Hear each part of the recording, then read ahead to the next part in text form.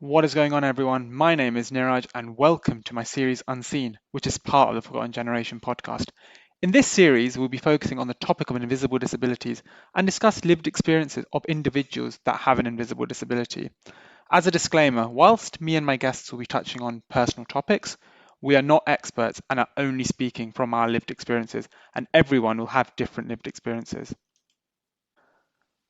In this episode, I'm joined by Erin, who's going to talk about misophonia. Misophonia is not a topic I know much about, but it is something that I have learned a bit more about as time has gone on by speaking to other people with misophonia, and I'm really looking forward to hearing Erin's insights on misophonia as a whole and her lived experiences. Hi Erin, how are you doing? Hi, I'm doing good, thank you. How are you? Yeah, not too bad. Enjoying the weekend? Yeah, it's been nice and sunny. Yeah, it's been very good weather. It's like almost 30 degrees, which I love. But thanks again, Erin, for your time. So, you want to just start by introducing yourself and sharing a bit about your experience with misophonia? Yeah, sure. So my name's Erin. I've had misophonia since I was 8 years old. It's affected a lot of aspects of my life. I do consider it a disability on my part, and it's affected my relationships, friendships, things like that, and my day-to-day life as well. Yeah, that's pretty much it. Yeah, thanks for that. So, when did you first realize that you had misophonia, and how did it start showing up in your life? How did you go about thinking about getting a diagnosis for it?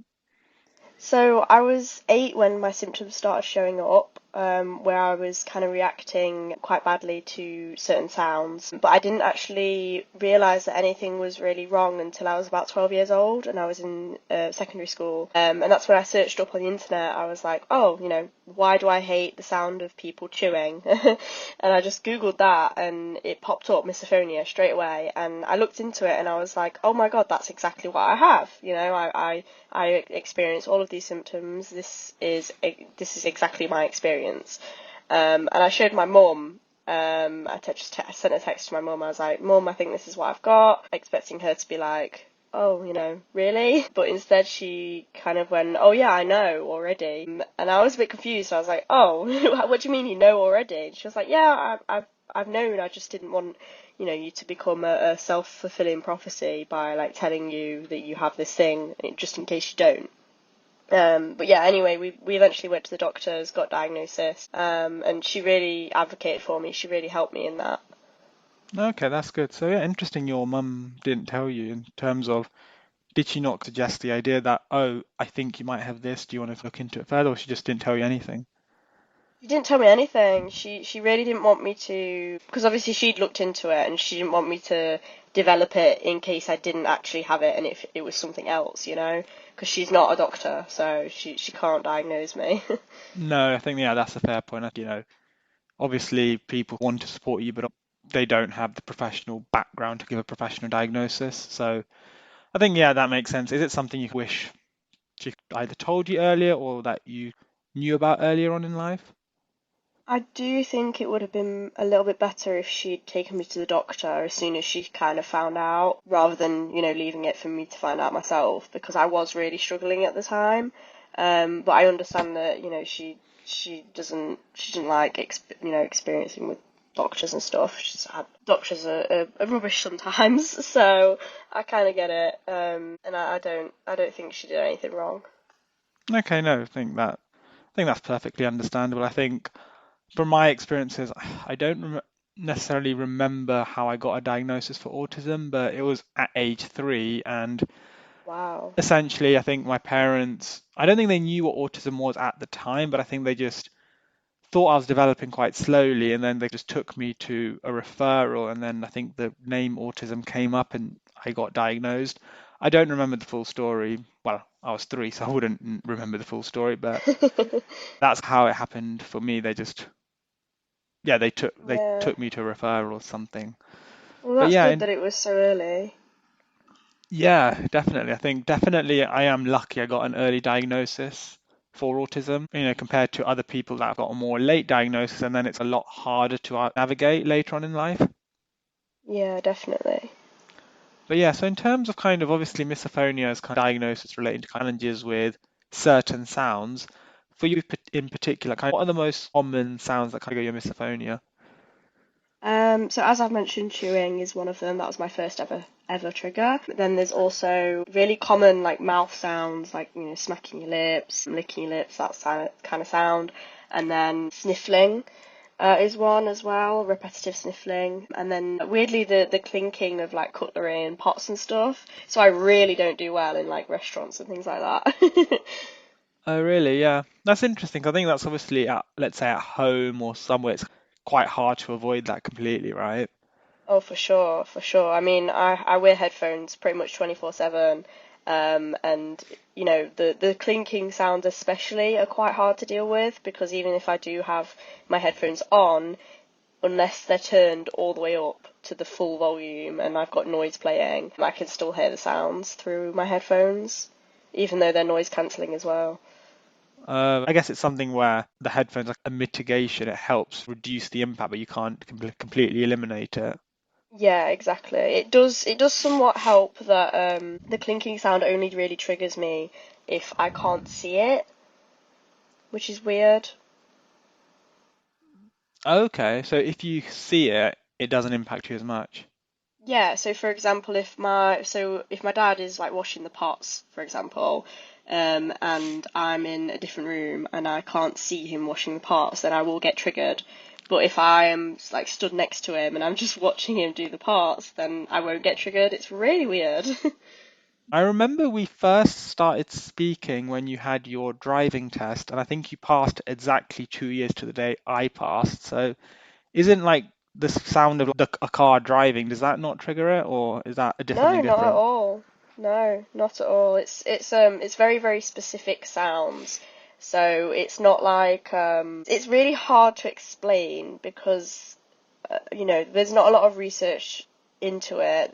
It's a fairly new thing that people have discovered, and I guess I would kind of describe it as complex PTSD, where an event has happened and then you associate that event with a noise, right? And it's a very, very specific, particular noise, and you kind of experience that fight or flight, that emotion, that anger, sadness, maybe, frustration, that kind of thing. But yeah, the trigger noises are super, super specific. You're saying it's it's quite binary, so it either impacts you quite a lot or it doesn't impact you at all. Yes, exactly. Thanks for sharing that. And when it comes to like invisible disabilities, misophonia isn't something is talked about as much as, let's say, autism, ADHD, or chronic pain, or I think those are talked about a lot more. So misophonia is not something that's talked about as much. Do you find that there is, when you talk to people about misophonia, that there are common things that like get misunderstood or like common misunderstandings? Oh yeah, for sure. I mean, a lot of people think that I'll, be triggered by any noise, or that, I'm really sensitive to noise, but that's not actually the case because I could go to, say, I don't know, a rave, for example, where there's super loud music, and I'm not going to be triggered by that because I love it. So a lot of people like kind of misunderstand that and think I'm just really super sensitive to noise in general. No, I think that's it's not surprising that that would be something that it gets so easily misunderstood because I think when I think about misophonia, I think you're prone to sound, you're prone to loud noises. So even I would think that a Yeah, rave where it's very loud, that would be more yeah. challenging for So you. So for that, that's more with sound sensitivity. So for me, I've not really got much sound sensitivity. With triggers, it doesn't matter the volume of them. So for Okay. me, you could be chewing like super, super quietly to the point where it's barely even audible. And if I can hear it, I will get triggered. So if let's say someone was chewing very, very loudly and someone was chewing very, very quietly, the impact would be the same. Pretty much, yeah, pretty much the same. I guess in terms of those triggers, in terms of things which are everyday things like people chewing, the noises for them, cutlery, like obviously those are more everyday things. How do those triggers impact you from a, like an emotional well-being standpoint in the moment? For me, my triggers make me quite angry and frustrated. So it's kind of like, I don't know, the common saying, nails on a chalkboard, right? You kind of get that like gross feeling where you get really frustrated and you just want to stop the noise immediately. So it's that kind of fight or flight, that panic, that anger, frustration. And then afterwards, I kind of go a bit more into like sadness, and it's hard to reflect on my feelings because I don't feel like myself in the moment. So I guess it's a mix of kind of sadness, frustration, anger. It's a mix of emotions. Yeah, pretty much. Yeah, those emotions, does it come from more actually the noises itself, or is it kind of more like frus- like frustration point of view, like why do I get so triggered so easily? Why is this impacting me? Or is it a bit of both? It's a bit of both, really. I mean, I've gotten quite good at kind of managing my being triggered, so I can hide it quite easily. If you were in a room with me and I was being triggered, I would just turn my headphones up and you wouldn't even realise it. But if for example I'm being triggered quite badly and I can't like leave the room, or I can't wear my headphones, or there's just something preventing me from either leaving or stopping it, I do kind of become quite angry and frustrated at the noise. And then obviously that translates to the person causing the noise or the thing causing the noise. Like kind of in the moment, I'm not really thinking. Like I'm not thinking about anything. It's just pure kind of emotion and panic. Okay, so yeah, I think as you said, like one of the things which is frustrating is obviously you kind of can take that frustration out on the person that made the noise, even if it's just them normally they're cooking. Obviously, cutlery is going to make noise. It's kind of inevitable, Exactly. but it's like it's not their fault. They've done nothing It's not wrong. their fault. No, no, it's never their fault. And I've gotten a lot better at managing my anger towards the person, and instead it's turned into kind of just the frustration towards the misophonia in general. No, okay, I think that's a really interesting point. And when it comes to, I guess, any disability or any diagnosis, you can be frustrated for one of two things. You can either be frustrated because of the disability, like the diagnosis or disability itself, for example, misophonia, or any other diagnosis, or you can be frustrated because actually you're not being understood, people are not accommodating you. And I think in your case, there is a big driver of that frustration is actually because of misophonia. It's nothing to do with, or not as much to do with the people around you. Is that accurate to say? Yes, absolutely.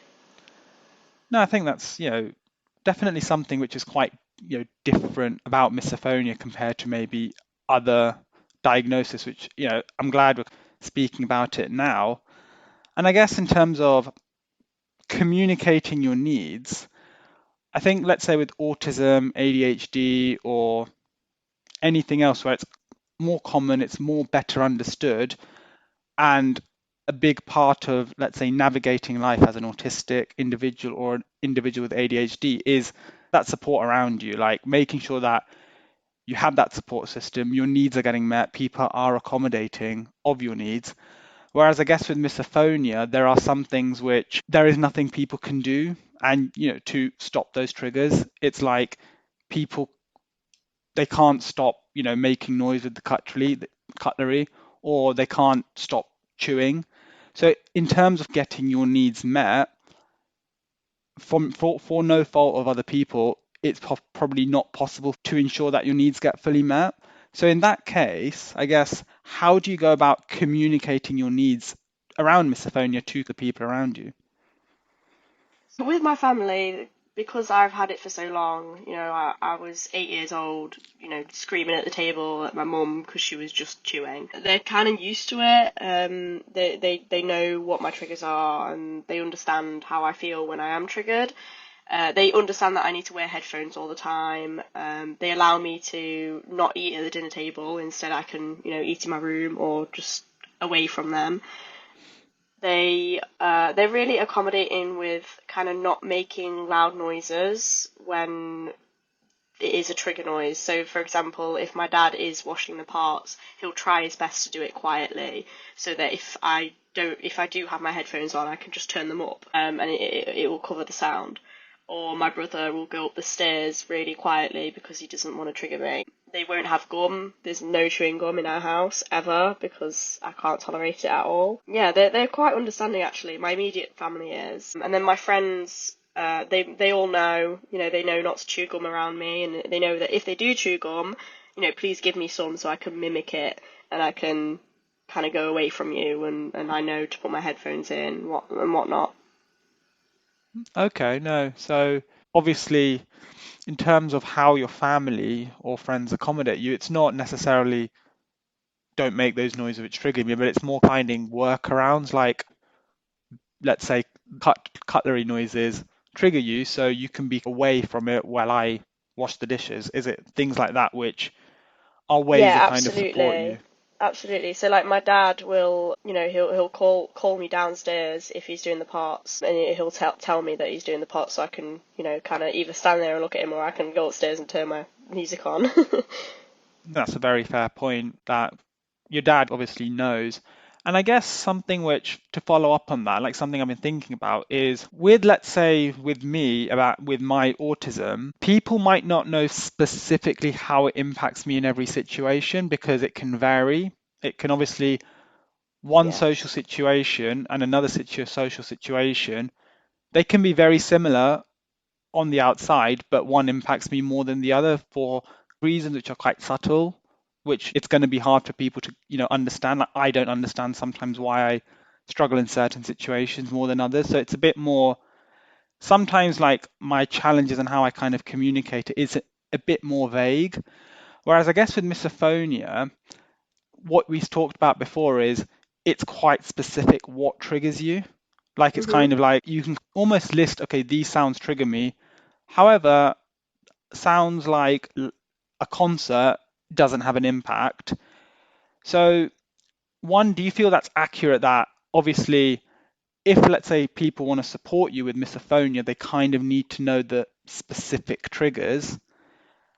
And when you communicate it with them, is it easy for you to be quite straightforward in like, okay, in that binary thing, like these trigger me, these don't trigger me as much?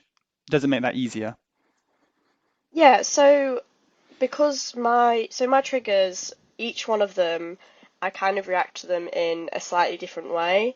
So, like I said with the parts with the cutlery, um, if I can see it, if I can see the thing that's making the clinking sound, then I'm not as triggered as if I can't see it. And then with chewing, that's total opposite. If I can see it, I'm even more triggered. Right. Um, so they're all kind of different, which makes it a bit harder for obviously people to accommodate me. But I don't necessarily need that accommodation. I just need someone to know that I'm gonna be wearing my headphones. I'm gonna be maybe ignoring you from time to time. I might not be able to hear you in some situations. For example, cafes and restaurants. I'll have my volume turned all the way up so that I can't hear the clinking, I can't hear the chewing, I can't hear, all the horrible trigger noises. And yeah, I think the biggest thing that accommodates me is just letting me know if you're going to make a sound. Does that make sense? So, for example, if someone needs to sniffle, they just let me know that they're going to sniffle, and then I'll know that they're going to sniffle, and I can prepare myself to be triggered. Whereas if they just sniffle randomly or they keep on sniffling repetitively, that can really have an effect on me. Okay, I guess the question that immediately comes into mind is, do you find that it's sometimes quite hard for people to remember? Because I think you said with chewing, when you see it, it impacts you more than if you don't see it. But with cutlery, it's when you don't see it, it impacts you more than compared to if you see it. So I think Yes. from my point, like where I'm thinking about it is that can be quite hard for people to remember all the time. So Absolutely, yeah. So that's why I don't expect people to remember. I just expect them to accept that I might be a bit weird sometimes. okay, so I guess in terms of in terms of those accommodations, what makes someone a good support is not necessarily remembering every trigger, but like just being mindful of when you're triggered, like just being understanding of when you're being triggered. Yes. Yes, exactly. No, I think that's definitely a good way to go about it because I was talking about this on another podcast episode which I recorded today. Is like when it comes to communicating about misophonia, there's two ways. Well, there's two steps. One, communicate what misophonia is, and two, communicate how it impacts you and your own lived experiences. And I think it's quite easy for people to Google what misophonia is, Yeah. but is it more important for you to actually for them to understand how it impacts you, like your own lived experiences and what support they can give you, rather than, let's say, remembering everything about misophonia or remembering specific sounds that trigger you and sounds that don't? Yeah, absolutely. I mean, I wouldn't expect, for example, if I had a friend with OCD, I wouldn't expect them to expect me to remember all of their triggers, for example, because, I have over 20 triggers. No one's going to remember them. I don't even remember them. I can't list them. So it's in no way do I ever expect someone to remember all of my triggers. The only thing I expect them to do is just accept that I will be wearing headphones. I might not, be able to hear them sometimes. I might be a little bit, triggered sometimes, and all I expect them to do is just kind of accept that and understand that.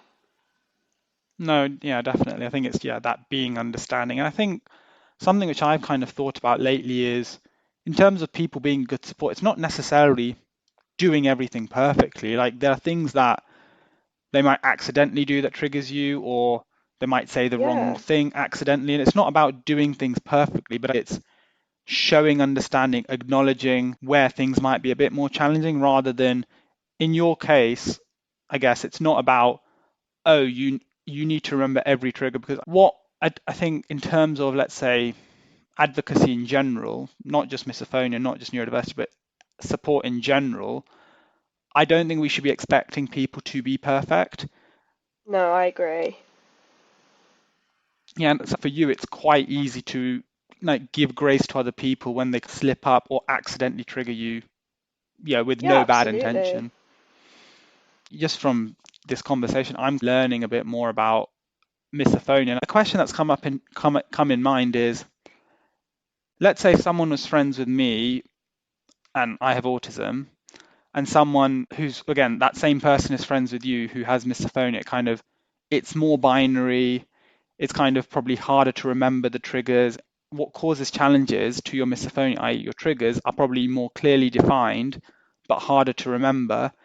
Do you feel that the way that the support needs to be given needs to be different compared to, let's say, if they're supporting someone with autism or anything else?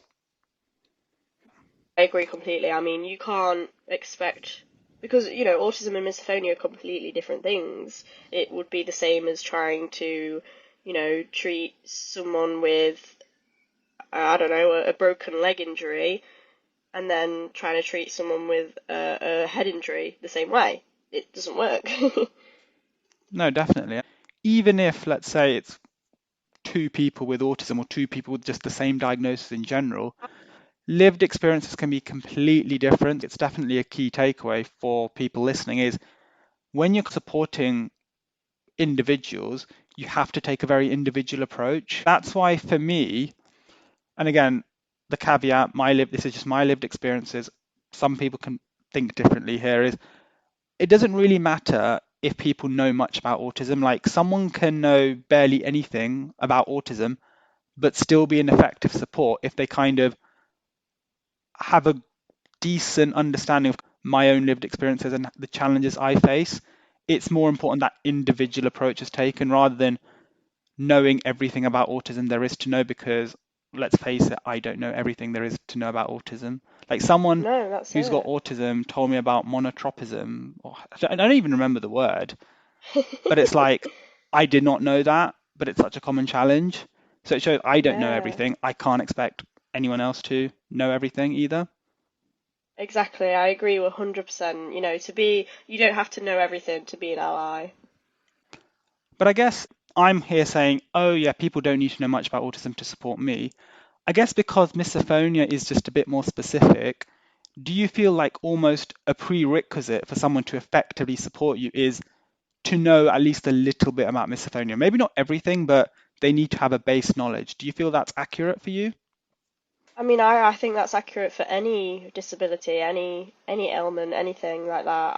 I do think that you need a basic understanding to at least have a little bit of support. Okay, I think about that quite differently from my lived experiences, but that's definitely valid, and that also shows that we both have different lived experiences, and you know what will help you will be very different to what helps me and what's needed. So I would say with misophonia, because it's a bit more specific, I think people need to know that it's more than just you get triggered by sounds, because it's more than just you get triggered by sounds. It's a lot. It's very specific things.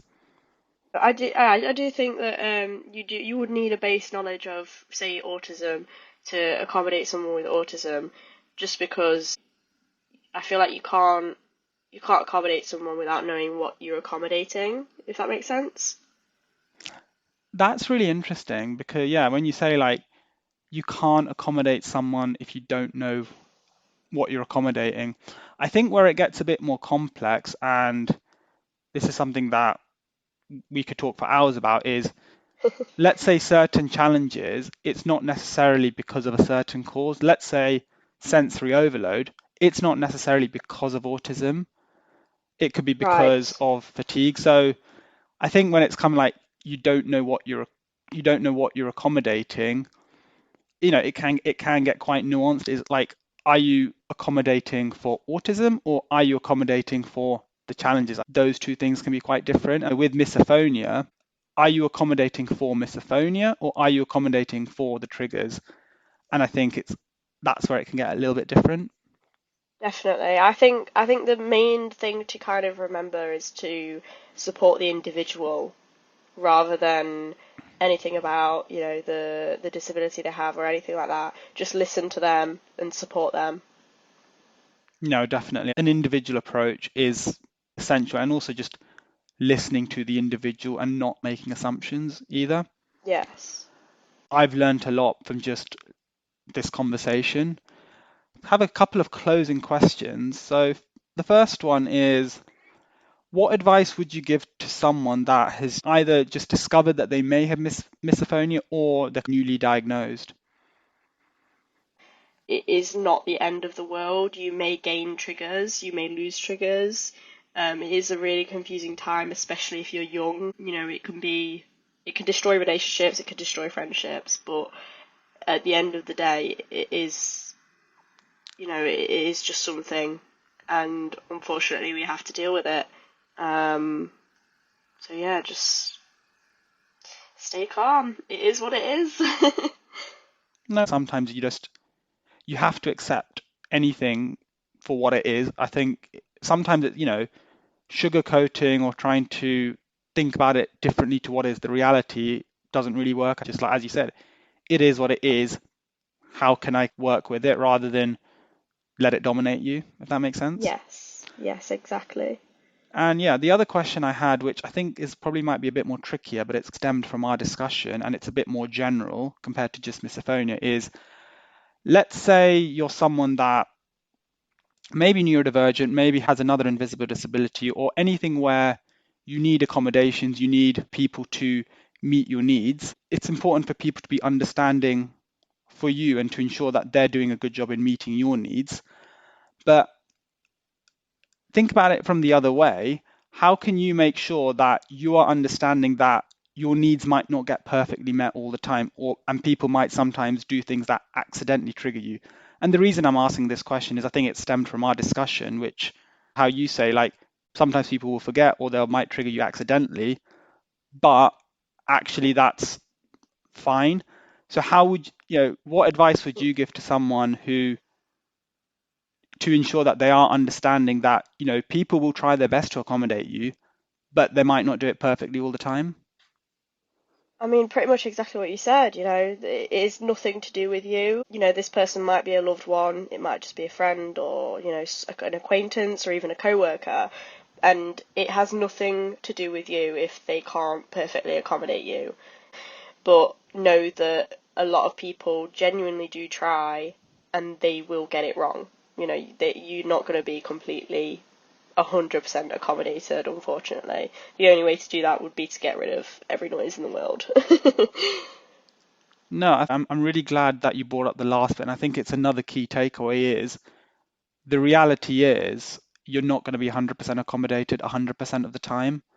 Like, we don't live in a perfect world. There will be times where you're in a situation which is not favorable for you, or people might try and support you, but they don't have the bandwidth themselves because they're going through things themselves, or people might not have knowledge of a specific challenge that you face in that moment to know what to do. So I think it's really good that you brought up the fact that you have to accept that you're not going to get accommodated 100% of the time. People will try, and I've had nothing but positive experiences of being accommodated. But yeah, definitely, it's just accepting that. I think one, that you're not always going to get accommodated 100% of the time perfectly, and two, also is even more reason to make sure that you're accommodating yourself. Absolutely, 100% agree.